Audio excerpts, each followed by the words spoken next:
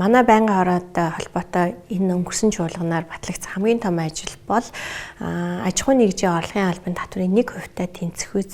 хөрөнгийг боловсрол соёл шинжилх ухаан спортын салбарт одоо компаниуд маань зориулах юм бол татвар төлсөнд тооцно гэдэг ийм хууль төсвийн хуулийг дагалтаж одоо батлагдсан байгаа. Тэгэхээр одоо яг энэ хүний хөгжил рүү чиглэсэн хөрөнгө оруулалтыг манай компаниуд хийх юм бол татвар төлсөндөө яг ижлэхэн гэхдээ өөрсдөө нөгөө яг өөрсдийнхөө компани бодлоготой уялдуулаад энэ салбаруудад нүдэнд үзэгдэж гарт баригдах юм хөрөнгө оруулалтууд хийж болж байгаа. Тэгэхээр одоо компаниуд эхнээсээ бид нар энэ